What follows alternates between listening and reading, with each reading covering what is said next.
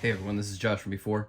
I'm here with McFarlane Toys DC Multiverse, the Dark Knight Trilogy, Scarecrow. And you know what? Depending on what day you ask me, there is a solid chance that I will say that I prefer Batman Begins over The Dark Knight. I know it's a hot take. It's one of those where it's like, The Dark Knight is definitely the better movie, but I kind of prefer, in a lot of ways, I kind of prefer Batman Begins as far as just being a Batman movie. I don't know. Let me know if you think I'm crazy or not. We'll look at the box. This is obviously Dr. Jonathan Crane at the end of the movie. He shows up on a fire-breathing horse when we see him subjectively through the viewpoint of someone infected with fear toxin. Let's get him out. All right, so we've got a pretty interesting looking figure here. Obviously, the most prominent thing is this big sort of Arkham restraint gear here. It's like burlappy texture, and it's got this wash on it to look stained. Very cool. Has a lot of personality. It's one of those things where it's like, in the movie, the texture on this thing didn't quite read as loud, and they have made it a little bit more heightened, and I think it works out better for the figure overall. Ditto for like just the texture of the suit. It looks really, really nice. When you see it from back here, it has a bit of a pinstripe quality, and then you get up a bit closer and you can see it is more of a fabric pattern.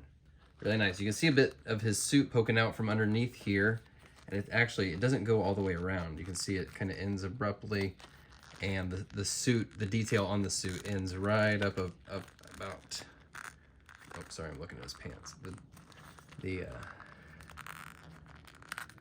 The detail of the suit ends just up under there. Yeah, and you can even see how the suit texture ends right there at the edge of that.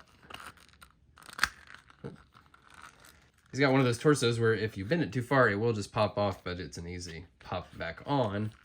He's got this forward movement. Usually I start from the head down, but I'm intending to have this guy on a horse, so that's kind of what I'm looking at first. I'm noticing he does have a kind of a natural wide-legged stance. I'm feeling good about that. We're gonna see this guy on a horse, a couple horses here.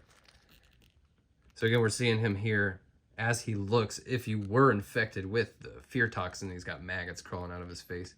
Kind of hard to see, but he does have eyes underneath there. In the eye holes, you can see those faintly. Noose around the neck is a nice little detail, and he's got good movement in the head, even with what looks to be a constrictive kind of bag thing, sack over his head. He still can move that head around.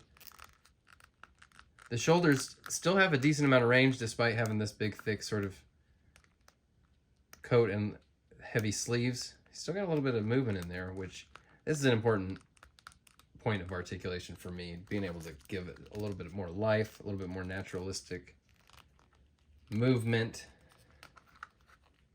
It's a really fun sculpt, you know, all these little straps, loose pieces with the little rivets on there, sculpted in.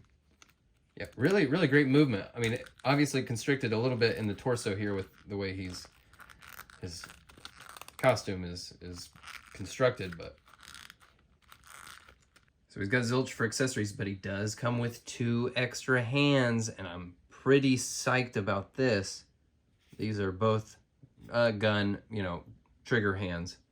But the reason I opened up Scarecrow here before Harvey is I think all these hands are also gonna work with Two-Face, and he has 0 extra hands. I think these are all gonna play together. Really stoked about that, and I didn't show you that he does have ball joint wrists up under there.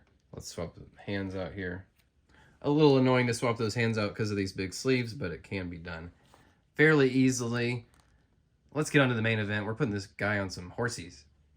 You know, I expected Roach to be the better fit because he's a little bit more realistically sized, but he's got these huge saddlebags that just really impair these long tails here.